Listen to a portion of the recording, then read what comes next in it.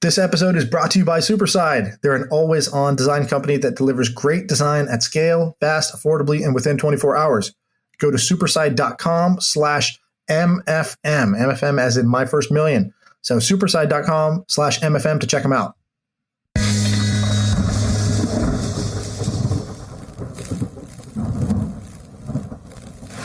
So the background here, by the way, Sean, is I was on James's show 3 weeks ago. It actually aired today.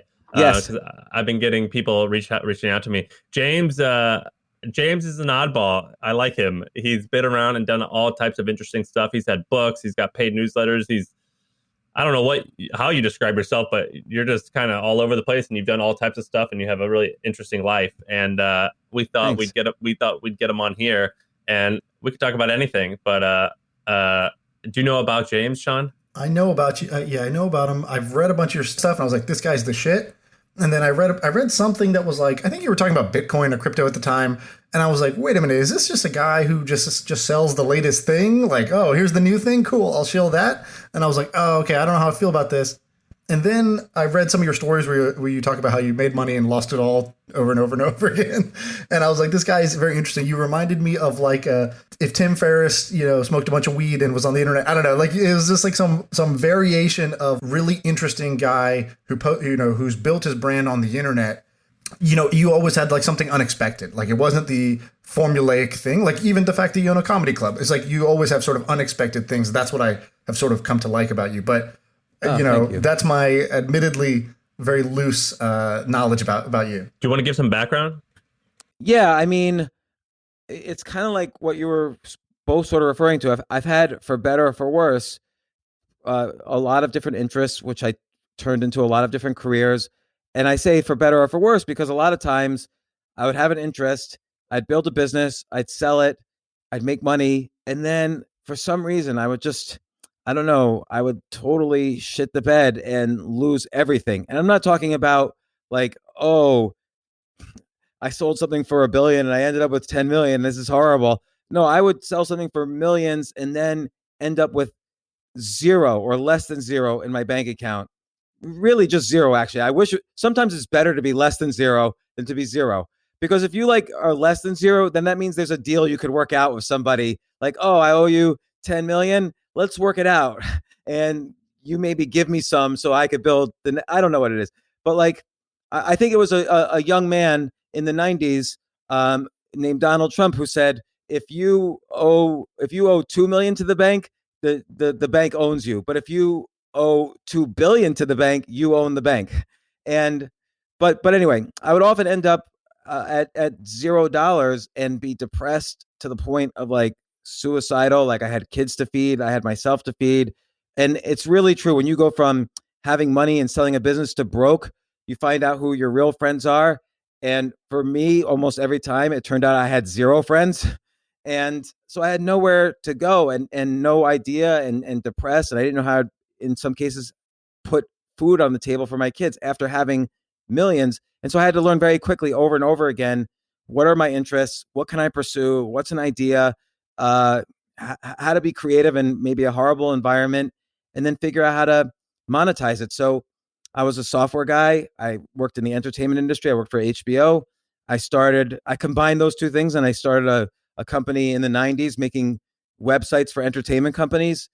And then I became a venture capitalist. Then I started a hedge fund. I wrote some software to help me invest in that. And then I started writing books about that. So I became a writer. Then I became a podcaster. And then, like you were saying, I started writing about much more personal stuff. And I think everybody who knew me couldn't believe it. Like it was almost like they had never seen anything like this before. Like why? People would call me up like, James, do you have cancer, or are you about to kill yourself? Are you about to die? Like, why are you confessing to all these things? These are horrible. No one's ever gonna do a deal with you again, or this is too embarrassing. And and then I think since then, I don't want to say people copied it. People had their own versions of writing about failure and so on. And then I started writing books based on those articles. And it turned out not only was I building up even more as a writer, my audience was bigger than ever. Previously, I'd written about finance. Now I was writing about all this personal stuff. My audience became 100 times bigger. And then I started getting more investment opportunities. I started getting a podcast, which became successful. I just started getting many more opportunities because of uh, because essentially I paid with my vulnerability for freedom, and that created a whole kind of career for me. And it wasn't intentional. I just was sick of writing about all the BS stuff I kept seeing everyone else write about. And if you want to be unique, you kind of have to say what's unique to you. And what was unique to me was all the times I was scared to death and depressed and had to fight my way out of it. So many things to answer the question. I have background in a lot of things, and also I always like trying new things and experimenting. And I was everything I'm passionately interested in. I like figuring out how to make money from it and getting good at it. And so if somebody's listening and they're like, okay, cool, you made millions. How did you go to zero? So what was happening? How were you making money and how were you taking it to zero? Were you just making wild bets or what happened? Yeah. What were your like hits? I imagine you've had like 3 hits. Yeah. I would say it's more like 5 or 6 hits. Again, for better or for worse. I needed all 5 or 6. But the first one, again, I was working at HBO and I made their website. And at the time, other entertainment companies and other companies, they didn't even know what this internet web thing was. This was in 1995. And companies like here's what would happen. American Express would call Arthur Andersen, which was their accounting firm. And, Arthur Andersen famously went out of business in a scandal 6 years later. But American Express called Arthur Andersen and said, can you make us a website? Arthur Andersen said, sure, we're going to charge you millions of dollars. Arthur Andersen would then call another software consulting company and they would say, yeah, we'll charge you $1 million. The software company would call me because nobody knew how to make a website in 1994 or 1995. So I would say, sure, I'll do it. And then suddenly they'd pay me and my brother-in-law $250,000 to make AmericanExpress.com. So that was one of our first websites. And my salary at HBO at the time was $40,000 a year. So my brother-in-law and we made HBO.com.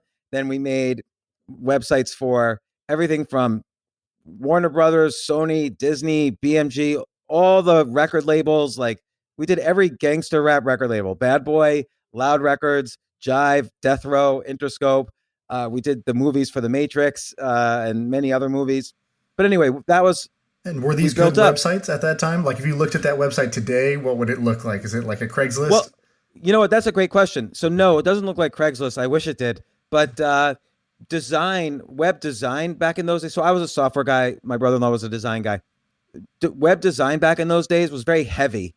So there would be like big, heavy images and animations using Flash or, some I forget the company, Macro or something. And they were very heavy designs, not that usable. But yeah, I mean, they were okay. They were admired back then. So the website for The Matrix was a great website, which, on archive.org you could find, or HBO's website was a great website, but it wasn't as functional as all websites are now. It wasn't very easy to navigate. And what did you walk away with at the end of that? About 15 million. And then holy cash. Fuck. Yeah. So cash, not like, so a lot of people then, went public or sold and they got paper. And then they died in the .com bust because the paper went to zero. The stocks went to zero. So I had enough sense at like the peak in 1999. I cashed out and I had the cash in my checking account. Like I didn't even want to. What do you mean cash out? Were you getting like stock in these companies? I mean, yeah. So no. I sold the company to a company that was rolling up web design for web agencies. And so in a sense, that was how we went public. Like some company that made, I don't know, vacuum cleaners or whatever, decided to get into the internet business in 1998 and acquired us. And so suddenly they were an internet company and the stock went from 3 to 48. And I cashed out with literally at the peak with about a little over 15 million, almost 16 million cash. And here I was smart every step of the way. Like I knew that the web design development business industry was going away because they were teaching web, how to make a website in junior high school classes. So I knew this was going away. I was smart. I sold the business. I cashed out as fast as I could. And then I became you suddenly, when you make money at one thing, suddenly you think you're a genius at everything, or at least this happened to me. And everybody would come to me and say, hey, what what should we invest in? Or this internet thing, you have like curly hair and glasses, you must know how this internet stuff. You look like a technology guy. What should we invest in? So I started thinking, oh, I must be really smart at this. And literally, I poured all this cash back into uh, internet investments after I had cashed out of the internet. And it really went. And then I bought like a huge apartment in New York City. And the one thing I was doing that everybody thought I lost all my money on, but it wasn't. I was gambling every single day. Like I was playing poker for 365 straight days. I played poker at least 8 to 10 hours a day. I was going to ask you if you're a degenerate gambler because you kind of have that. I mean, you sound like it before you even told me you were a gambler. But that's just it. Poker was the one thing I probably should have stuck with. Like I was doing well at poker, and it was right before the poker boom took off when I decided, you know what, I'm just going to focus on starting new companies and internet investing. And I stopped playing poker like right at the end of 1999. I started a venture capital firm, and I just started investing money. And was your firm all your money? So your firm, no, okay. we raised $200 million. Like, holy fuck. That was the other thing too. I didn't have any experience doing any of this stuff. I didn't know anything. I'm trying to remember all investors. CS First Boston, Deutsche Bank, like all these major banks gave us money, and then another company, InvestCorp, which is a major private equity firm, gave us $100 million, and then I started investing my own personal money side by side with the fund and in other investments, and I started buying stocks all the way down. So how long until it went to zero? From 15 to zero, how long was that? I was losing about $1 million a week in the summer of 2000, and I just didn't know what I was doing. And it wasn't even that I didn't know how to invest. I didn't know there's so many other skills to investing than knowing what companies are good and what companies are bad. Like I didn't understand risk. I didn't understand money management. I didn't understand, I really didn't understand anything then about investing. Like I was an idiot. And I went to zero by right around mid 2001. I was desperately putting up my apartment for sale because maybe I would have some money left. I stopped paying my mortgage and maybe I would have some money left after putting this apartment up for sale. I lived 3 blocks from a little building called the World Trade Center. And we were getting an offer on September 11th.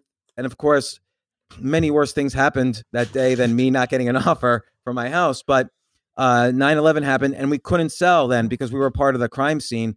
And, I went totally home? broke. Were you home when that happened? I was at the World Trade Center. So, oh my God. Which I don't really talk about because A, it sounds unbelievable, but B, it also, many worse things happened to many more people than me that day, obviously. But my business partner and I, there was a Dean and DeLuca on the first floor of the World Trade Center. We ate breakfast there every day, and then we would day trade the markets. And at that point, I was starting to come back a little bit from day trading, and I had written some software and so on. And then we're walking to my home where I had my office, and my partner turns to me and says, "Is the president coming into town today?" Because I look up and there's this plane that's just like right overhead, and then boom, we watched it go right into physically we watched it, not on TV, but like physically we saw it go right into the building, and everybody on the street instinctively ducked, and your brain does weird things. So I started thinking to myself, like my business partner's name's Dan. He said, we're being attacked. And I'm like, no, that was just an accident. Like, and no one's, it's too early. No one's in the building. Like my brain was telling me this, even though it was 8:45 a.m. And, how do you remote control whatever it was, a 747 into the World Trade Center? But that's what my brain was telling me. So we run to the fire station and we say, we want to help. And these guys throw 2 fireman suits at us and say, get this on. We're going to go straight over there. And we start putting it on. But then they say, wait a second, are you guys firemen? And we're like, no, we just wanted to give blood or whatever we could do. And they're like, no, only firemen. And that fire station, it was the Duane Street Fire Station, 100% of those people died who went to the World Trade Center that morning. And And then from, it was a bad day, but that kind of clinched me losing everything also, because I had been invested in the stock market that morning, and boom, everything kind of went to zero after that. And then I was just desperate for like a year and a half, couldn't sell the place, couldn't, there were no jobs. I was an idiot. I had no friends anymore. And, I had to teach myself how to invest. So I wrote some software where I took every piece of data about every single stock since World War II and looked for patterns. When I would have my software find statistically significant patterns where trades were good. So I would try to model, let's say, fear and greed in the markets, and it worked pretty well. It wouldn't. I don't think that strategy would work now, but it worked then because there wasn't that many quantitative investors in the markets then. This was kind of the beginnings of that, and so I was very successful with it, and that kind of kept me alive. And that's how bit by bit, I started learning about investing. This gave me time to actually learn the skill and talk to people who were experts and professionals and really learn. Then I started writing about investing, and I started going on CNBC, and I started a hedge fund, and I wrote my first book about investing. And so gradually I built these two careers, one in the hedge fund business and the other in writing about investing and going on CNBC. And then I built, so I was doing deals also then and making money. And then I built a website that combined my interest in web development with investing. I made like I called it the MySpace of finance, because MySpace was big then, and sold that site. And that was like my next big hit. Sold that for 10 million.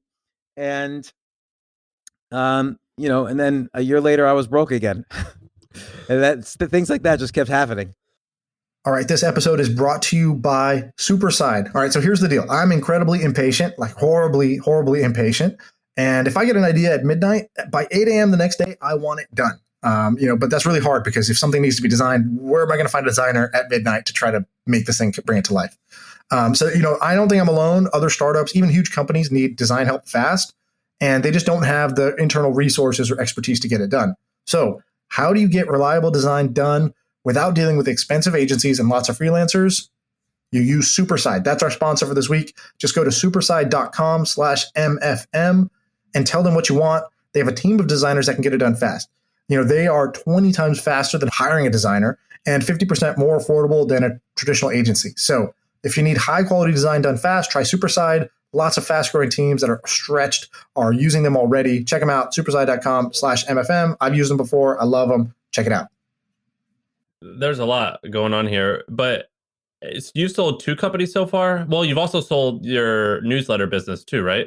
Yeah. So that was a third company. And I've also sold companies that I was, there's many companies I've been an investor of that have been sold by this point. And then some companies that I'm like a co-founder of that I've sold. I've been involved with everything from like a mental rehab facility that sold for 41 million. And then that was in 2004. I did go broke after that. And then was Stockpicker, the stock site.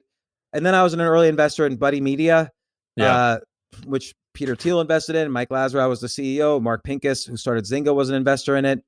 And we all were the seed investors at a $4 million valuation that sold to Salesforce for about 700 or 800 million. I had a company today that I was an investor in that just kind of did they just announced a reverse merger. They're going public, so hopefully that will do well. But I've been an investor in a lot of companies that have done well, because I finally figured out the most important thing about investing that I missed before, and that since then my private investing has done very well, and I don't really do public investing. Well, what's that thing? That one thing is that I am the worst idiot in the world. If you're in a room with me, I'm the stupidest person in that room. And what I mean by that is, take Buddy Media as an example. I didn't have to do any work once I invested because Peter Thiel was my co-investor. So it's not like they're going to call me for advice. They're going to call the people smarter than me. And also, presumably, the first investor in Facebook would know what he was doing when investing in a Facebook marketing agency, which is what Buddy Media was. So I always, if someone a lot smarter than me says, "Hey, I'm investing in this company," I don't even have to do any more work. I just send the check because I assume, and I'm always correct when I assume this, he's done or she's done all the due diligence, all the hard work. He's got PhDs working for him that are a lot smarter than me. If worst comes to worst, he or she can make phone calls and get this company acquired, which is what happens. And I've done very well with just that one strategy, that if someone a lot smarter than me is investing at the same terms as me, that's important too, then I'm going to do well. And it's almost like 100. It's not like a normal success rate. It's like 100% success rate when you do that. And the other rule is if they ever call me for advice, then on my spreadsheet where I keep track of these, I assume their value is 0 and I never call them back. Because if they've reached so far down the totem pole where they have to call me for advice, that means they're screwed. So, and this secret works. Like, it's amazing how well that one technique works. And so that allows me to invest in companies ranging from oil companies to tech to law enforcement to the company today is an erectile dysfunction drug. I don't know anything about biotech, but as long as someone, if someone calls me and says, "Look, hey, I've started the last 3 erectile dysfunction drug companies and they've all done well. Now I'm investing in this. Are you with me? Here's my check. I don't need to know anything else." I think Sean's going to want to ask you questions on angel investing, and I want to ask them, and I want to hear his answer or your answers to those questions. But before we get to that, what about selling? I mean, so you've sold more than a handful of businesses. Selling companies is hard. Most people will never sell one. How are you able to sell so many? You think? That's a great question because, and let me ask you, Sam. I don't know if we've talked about this. Have you ever sold a company? I had a small, like hundreds of thousands of dollars sale for this company, The Hustle. We had term sheets and I walked away at the last minute. I've had 2 or 3 term sheets and I've walked away from them and I've never closed the deal. Yes. Then I've also helped buy companies too. Yeah. So it's similar skills on both sides but maybe slightly different. But people don't realize selling a company is very difficult. There's 3 skills. There's starting a company, there's building it, and there's selling it. And Sean sold his company too to Twitch.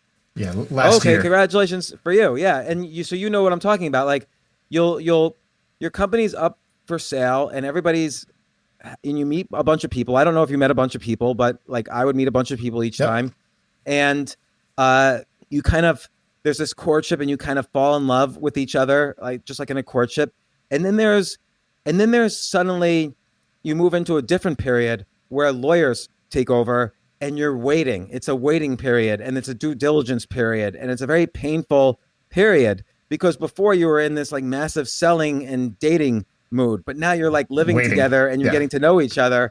And, you don't want her to figure this out too fast.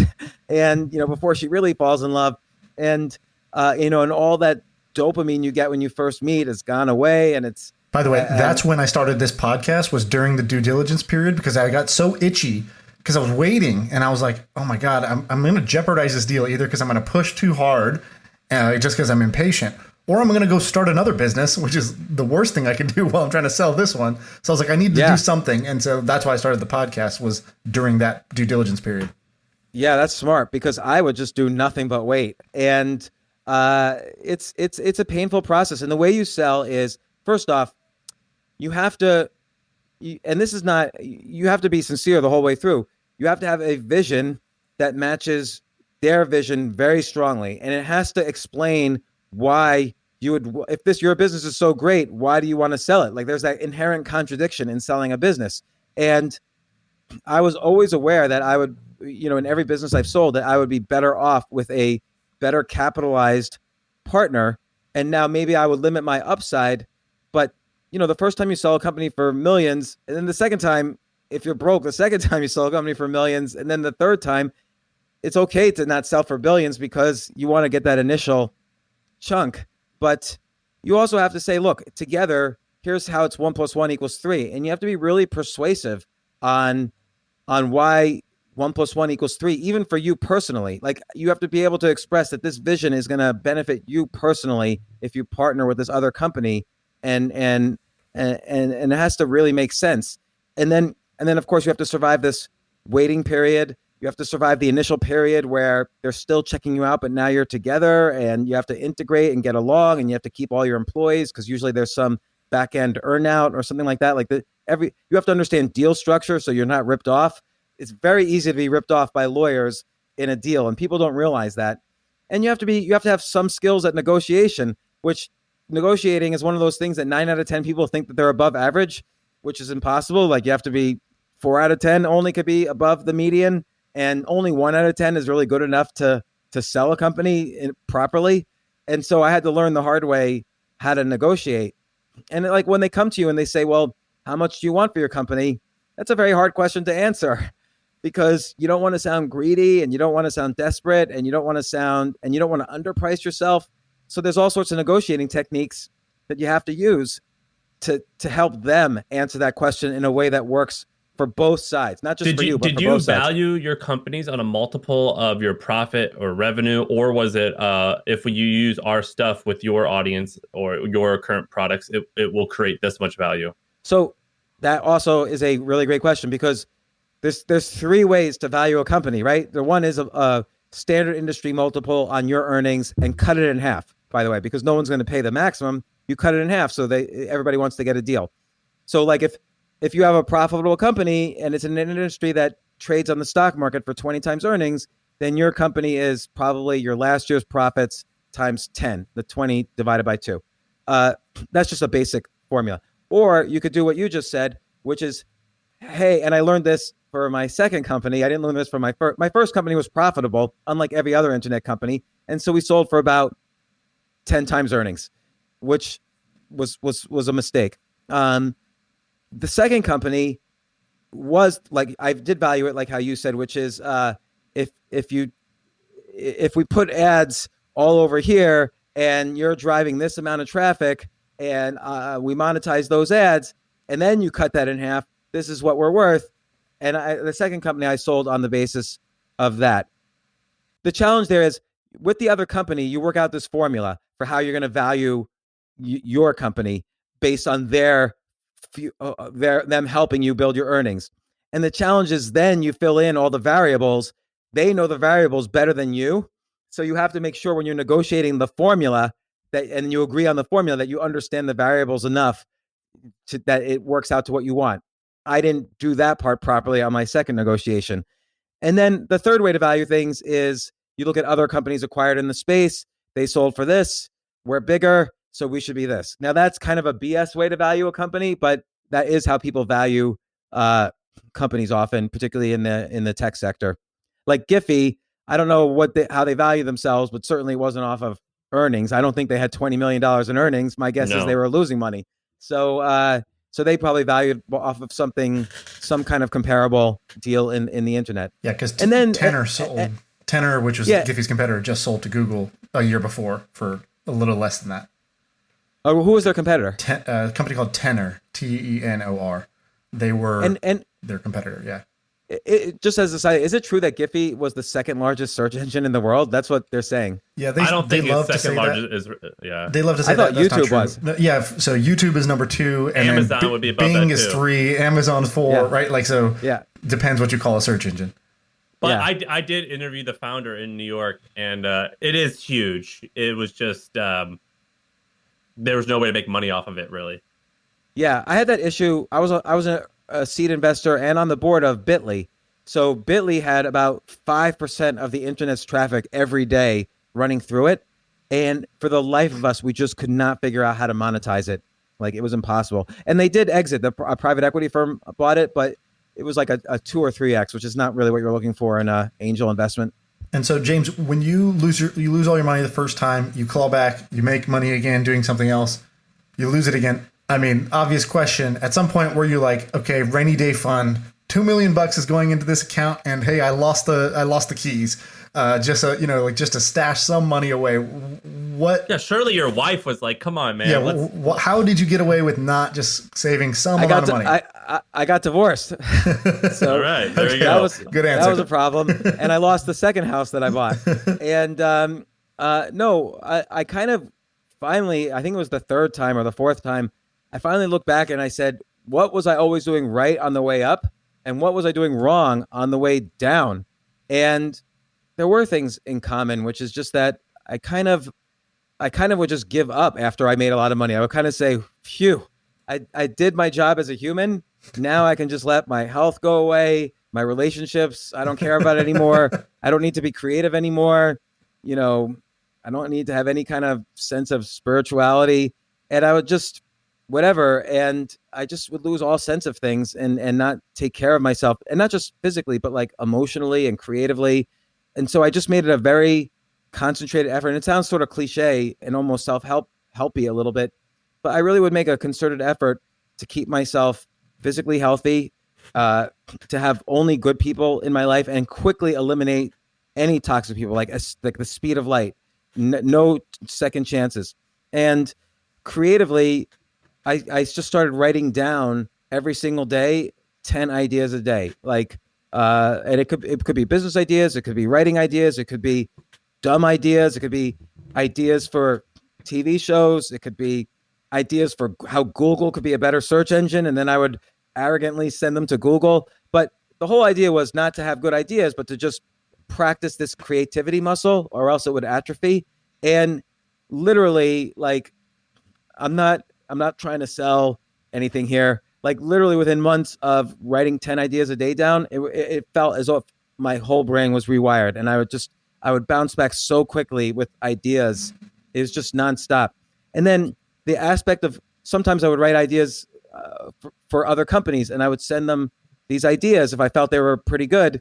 And, I would always get new opportunities because of that. Like, I would visit Facebook, Amazon, LinkedIn, Google, Quora, Airbnb, and this one process of writing 10 ideas a day down for the past 12 years has been such an incredible thing for me. I can't even praise it enough. So the other day, just for fun, a friend of mine recently took a job at Disney Plus, and he was just like, because of this lockdown, we're not getting any good ideas pitched to us. So I'm like, well, what are you looking for? And he said, we're looking specifically for unscripted ideas that would cater to 9-year-olds.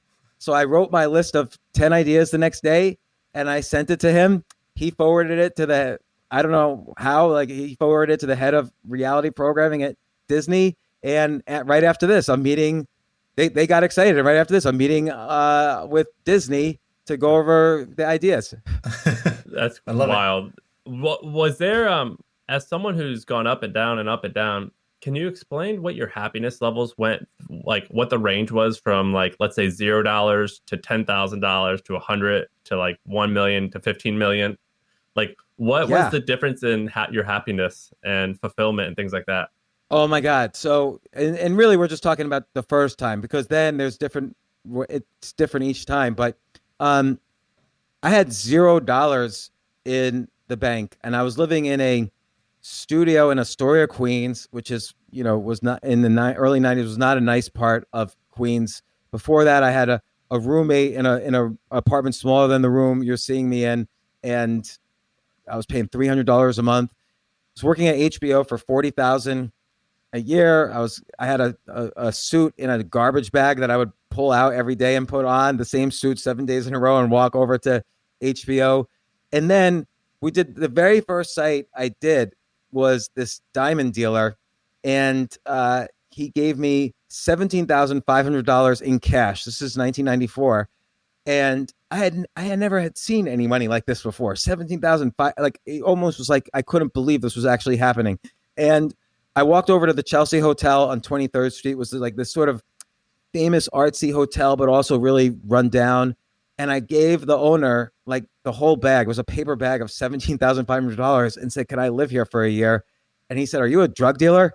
And I said, "No, I work at HBO." And he let me live there. And I was just so happy. Like, oh, I'm living in Manhattan now and in this cool hotel.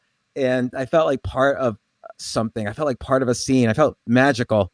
And that was an amazing moment. And then when I sold that first business, I felt good, but it was weird because it was so much pain closing that deal. Like, I was so stressed out in the months prior to that.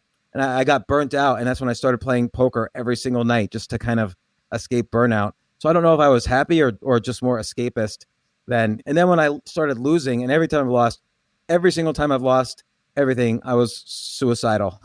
And in part for practical reasons, I thought maybe my kids could live off my life insurance, and particularly that first time they were babies.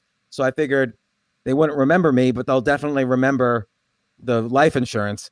So fortunately, I couldn't figure out how to do it in such a way as to not hurt myself, and I never did it. And I was very depressed though for long periods of time. But each time, the period of depression would get faster and faster. And, I think one of the most probably important things I've been learning, I used to think learning is like, in school, it's like learn math. And then as you get a little bit older, you're like, oh, maybe I should learn some skills like sales or programming or whatever. And now I'm like, oh, fuck all that. The only skill that matters is sort of managing my own psychology, my own emotions. And so I started to, figure out what works for me, right? Like, cool. If I exercise, here's how I feel. If I, eat this, if I make this decision, if I listen to this song, whatever. I started to find different little ways to manage my own psychology. Do you have a sort of any things that you've worked on or you figured out that help you either, boost up gratitude or like, get out of that depression funk? What works for you, or are you conscious about that?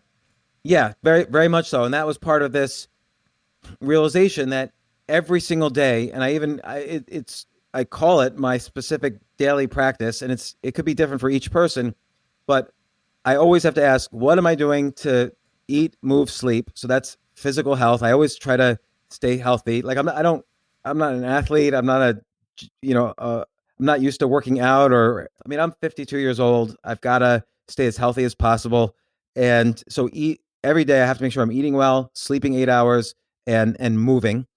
And now with this pandemic lockdown, I have to go outside and make sure I have some outside time. And then emotional health, just how much are the people around me toxic or not? And that is the key to emotional health, nothing else. And then creative health, am I writing 10 ideas a day down? Because creativity, not only is it rewiring your brain to be more creative, or that muscle atrophies, but it also triggers a lot of dopamine when you're creative. And if I do it in the morning to work on my 10 ideas a day list, I've got this surge of dopamine that carries me at least till like 1 or 2 in the afternoon. And then spiritual health is just, am I trying to control things I can't control? So that's a very important part of spiritual health. So you see people on Twitter all day long, oh man, we need to open up this economy right now, or we need to lock down all the people who opened up. Like on both sides, they're trying to control things they can't control. And they're all day long. They're 24 hours a day on Twitter. And even during this pandemic, I felt like I was getting a little into that. And then I pulled myself back and realized I can't control this. So it wasn't healthy for me. And so always avoiding trying to control things you can't control is very important. And that really, just those 4 things, physical, emotional, creative, spiritual, just those 4 things, if I attend to them every day, I keep at a very high state. And even when I lose money now or go up in money, it keeps me very, contentment and well-being are much more important than happiness. Happiness is very, as the cliche goes, is very fleeting, but well-being, you build a real foundation of well-being, and that sticks with you. So what's your business now, James, what's like your job now?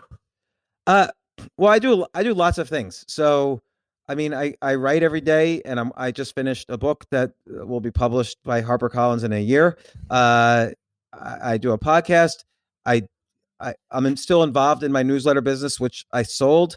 I'm a private investor in about 24 private companies. So remember, I'm not active in those because I don't want them to want my advice. So it's very, very passive, but I have to make sure I'm enough in the deal flow that each year I can still put a little bit of money to work, because you never know which year you'll find the next Uber or whatever. And a lot of my time the past 5 years until this lockdown has been on stand-up comedy, which makes minimal at best. So then did your nut for your angel money, that came from like your initial sale? Really, really now the way I make a living and the way I built up is just from private investing, because pretty much every company I've sold, I ended up losing all or most of the money. But private investing is now the way I've been able to make a living most of all. So on the angel front, so what percent of your money of your like net worth do you put into angel deals, which is a risky, illiquid thing? I'm very much now, and this was the key point that made a big difference for me in investing, is that risk is the most important part of investing. Whether you're investing money or you're investing time, risk has to be managed and thought about first and foremost. And the way I remove risk is two ways. One is, as I mentioned, I always invest with people who are smarter than me because I outsource some of the risk management to people who are professionals at it. And the other way I manage risk is position size. So I never invest more than 1 to 2% of my net worth is the maximum I will ever invest in any company. Right. Now I'll let the investment grow to much more than that. It's sort of like what Warren Buffett says: if you've got Michael Jordan on your team, you don't trade him just because he got better. So I like it when good private companies don't exit, because that means they're growing still at like 50 to 200% a year. And as long as they're doing that, I don't want them to exit. And what was your biggest angel or private company win so far? Which company? Yeah, it's hard to say because a lot of my investments are doing really well, but they're still private. Like I have deals I invested in 2009, which are still doubling every year, but they're still private. But that Buddy Media one, 4 million to 700 million was pretty good. Ticketfly was another one I invested in, which I was in the seed round of that, and it sold for 450 million. I invested in another one, which is public now. It's a law enforcement company. They have a gun that I was sort of a co-founder of this. It started in the living room I was staying at, and there was a hashtag Black Lives Matter was the trending hashtag. And so we tried to solve that problem, basically. So we found an inventor who made a gun that fires a Kevlar cable at you at the speed of sound, and it wraps around you. And the more you try to struggle to get out of it, it squeezes tighter. And so like a Batman. Yeah, I was going to say straight out of Batman. Yeah. And even the one of the founders of Taser is the president of the company now. He became the president of the company about a year ago, and we went public. It's a really great company. It's still in growth mode, but they're starting to sell quite a bit. And that's been, I'm not exited actually. I own the shares of the public company, and I'm not planning on exit hopefully ever, because it's what's the name of that one? No competition.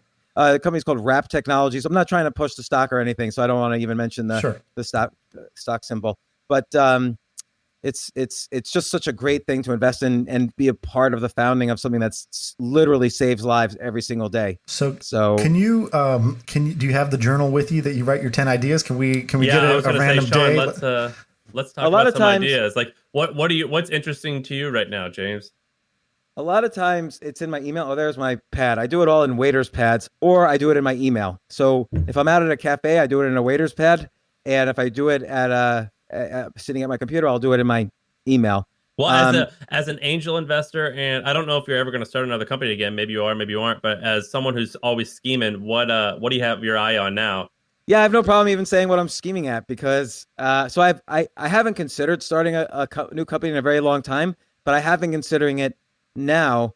And one of the ideas is I feel it's a shame that content is not monetized unless you're like in the top 1/10 of 1% of content creators. So you have to be like, Logan Paul to monetize your YouTube channel, and the other 20 billion people on YouTube, even if they have one video that goes viral, they can't monetize it.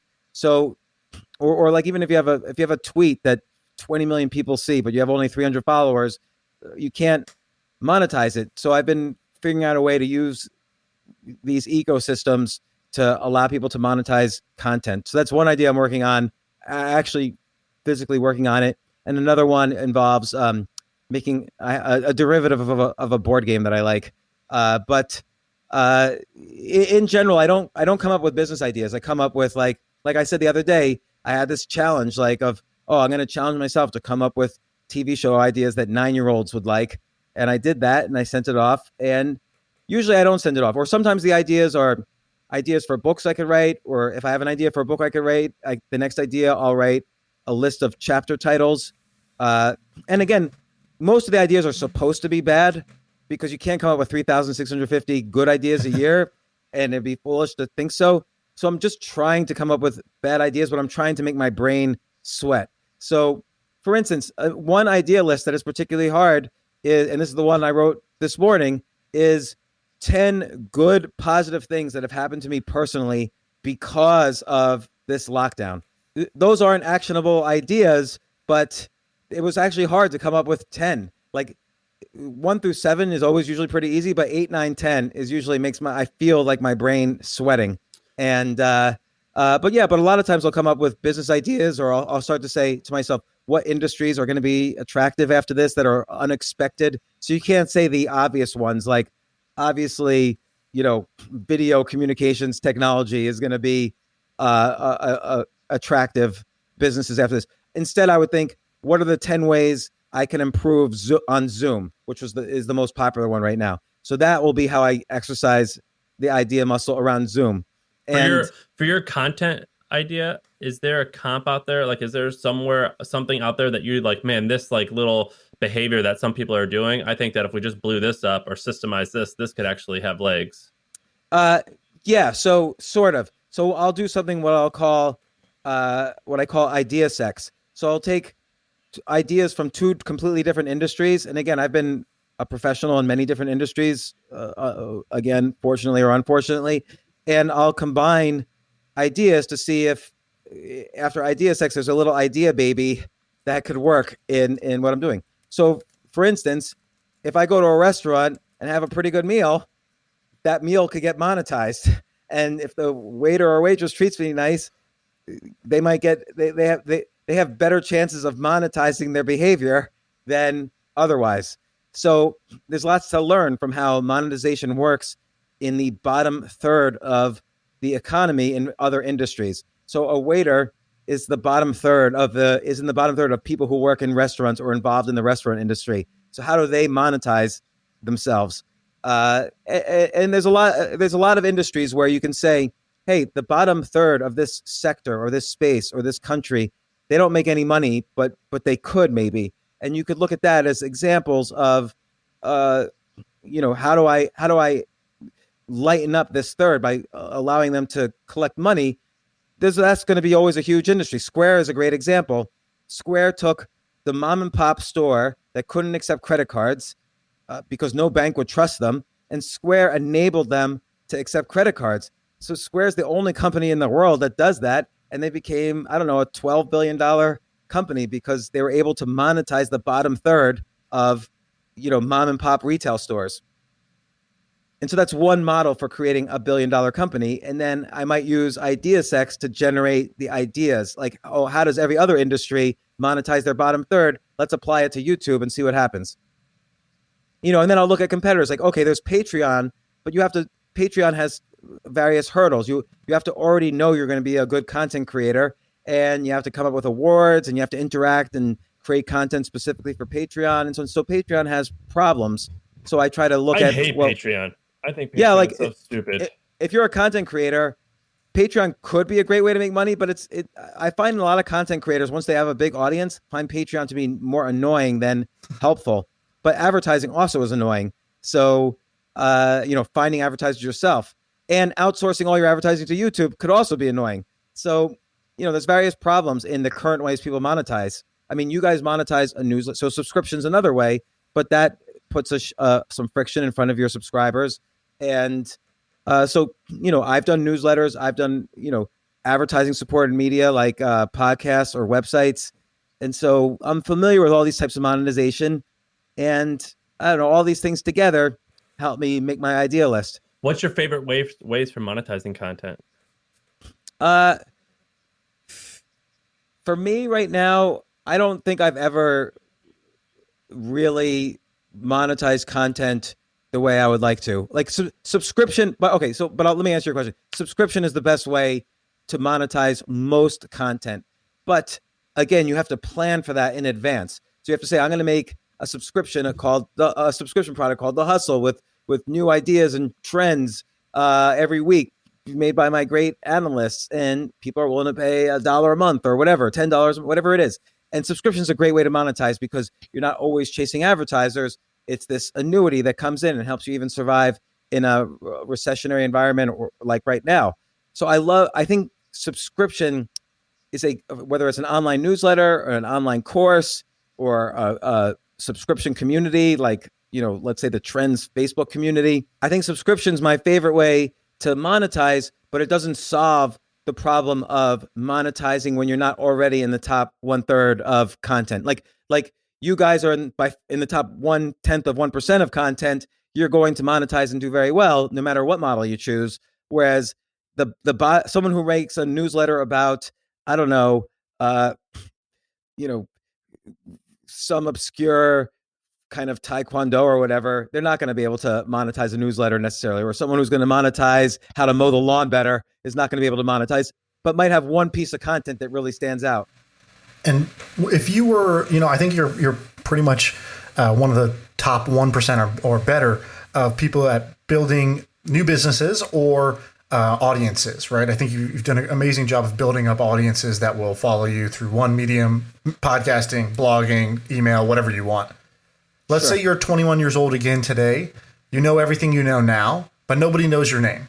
How would you go about building an audience today? Yeah, today, first off, let's assume I have something to say. You have to have something. You have to have a unique perspective. And again, I'll take this podcast as an example. It's My First Million. It's the name of this podcast, right? Yep. So there are other podcasts about. There's a podcast, The Eventual Millionaire, which talks to millionaires about it. But most of these other podcasts, unlike you, most of them are started by people who haven't yet sold their first business or haven't made that first million. So their unique thing is they're approaching people almost as if they're asking for advice. How can I do it? You did it. How can I do it? So that's a different, your perspective is you've done it. So you're able to more in a different type of nuance, drill down on that. And you have something unique to bring out of people and say to people and so on. And Sam, for you, you've spent so much time studying trends and side hustles and the gig economy. The Hustle is like the best email newsletter out there because it's the voice of it is so unique. It's the go-to, particularly during this lockdown. It's amazing.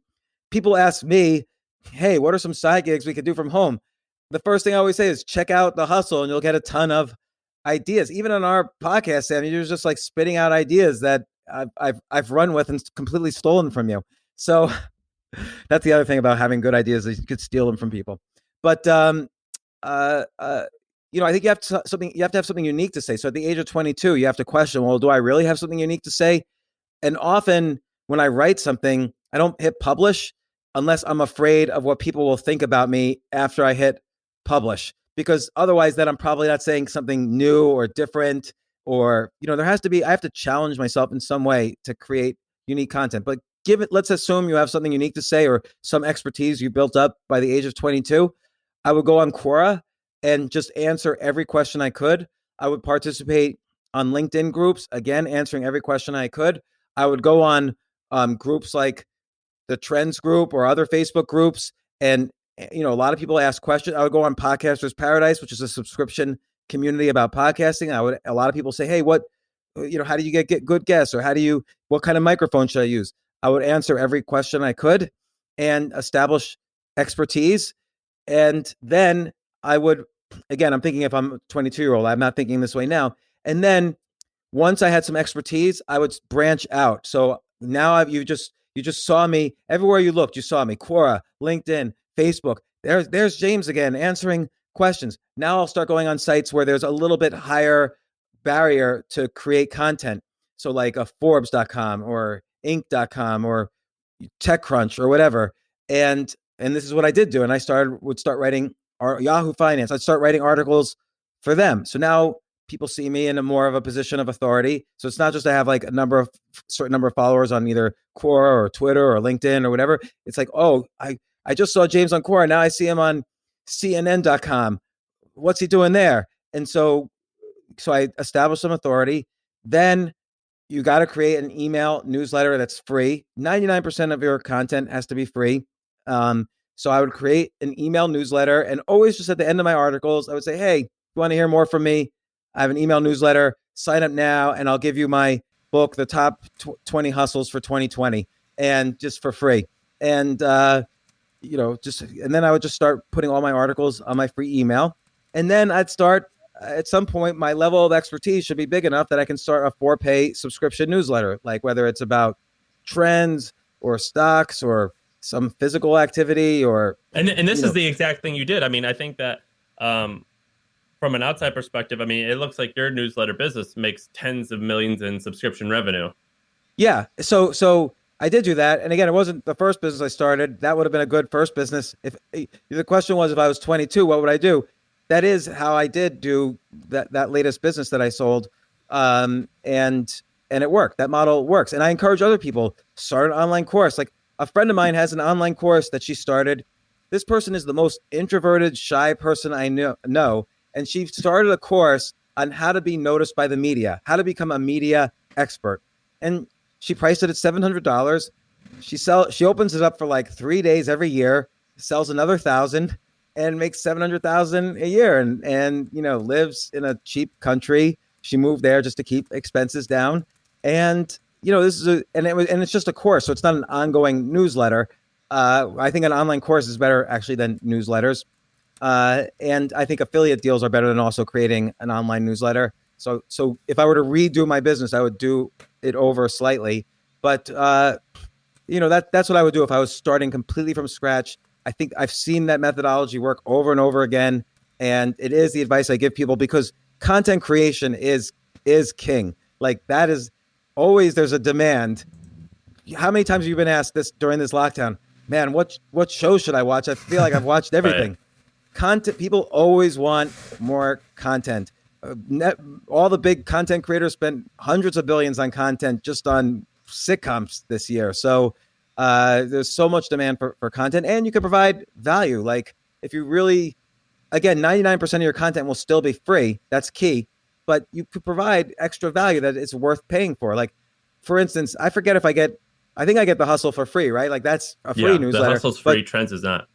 Trends is not, but The Hustle, you convinced me. I love The Hustle, and that's where most of your content is. Yeah. But it's the quality and the voice in The Hustle that convinced me, okay, I need to get Trends, and I'm happy to always pay for it. And it just launched, but we got you.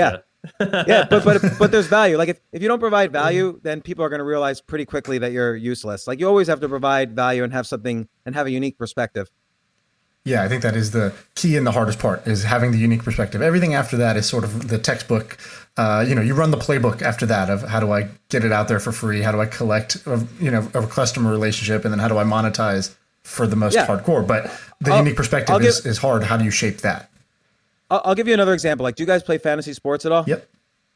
Okay, so I do not play fantasy sports. I don't even know the rules of football. But Matt Berry, who's the fantasy sports anchor at ESPN, he also hosts the TV show, The Fantasy Show at ESPN. That guy was a Hollywood screenwriter. He was writing movies and TV shows, and he hated his life, and he quit that. He's making a ton of money. He quit that. Started writing blog. He just loves sports and fantasy sports. He started blogging about that for $100 a blog post. Just kind of broke after all this and quitting Hollywood, moved away, and $100 a blog post was the most he can get. But because he had this writing skill from his Hollywood times, he quickly got a huge audience in fantasy sports. Then he built a 4-pay subscription site, and after producing most of his content for free, ESPN bought it, and he kept moving up the ranks there. And boom, he's done so much better doing what he loves at fantasy sports and monetizing it in almost the same way I just described. And he's so much happier than when he was writing movies, which is a lot of people consider the dream job. I love it. We should wrap up in a second. James, this was awesome. I got to admit, you were way more legit than I expected. I thought you were. What? Why did you expect me not to be legit? I already called him out on this, which last time, or he called himself out. He goes, so when his company was acquired, Sean, James was like, dude, my content's legit. I'm legit. I do it all. But the acquiring company admittedly is incredibly aggressive with the advertising. And sometimes that kind of makes me appear as though I'm one thing when I'm not.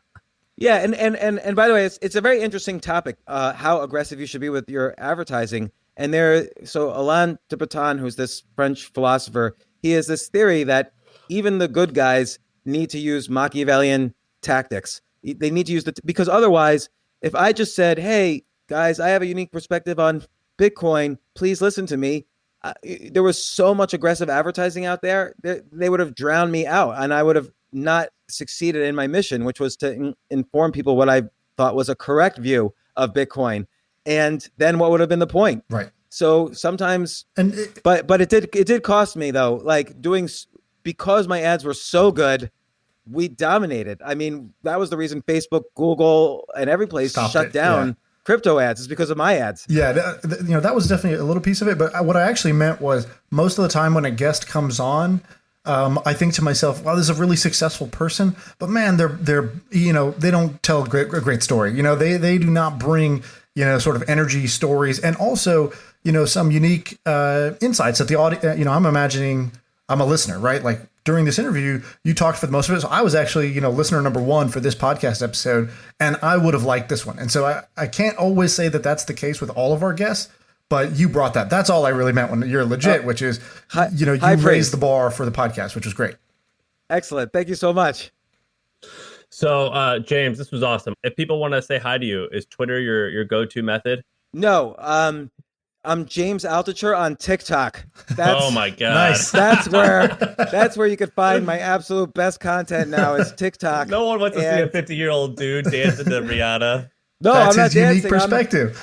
I'm not dancing. I did do one time I danced, and someone literally commented, "Dude, this is not why we follow you. Stop this." Yeah. And so I took that one down, and I haven't danced since. Although, if push came to shove and I was drunk, when I was 12 years old, I was a semi-professional breakdancer, but that was a long time ago. A comedian Bitcoin breakdancer. Well, that's badass, man. We appreciate you coming. I'm looking forward to joining you again and you coming back to us and developing a friendship. That's awesome. Excellent. Yeah. And Sean, yeah, definitely let's have you on the podcast as well. So let's exchange emails and we'll figure it all out. Sounds good. Thank you. All right, you guys. Thanks a lot. Take care. Talk to you soon. Bye. Bye.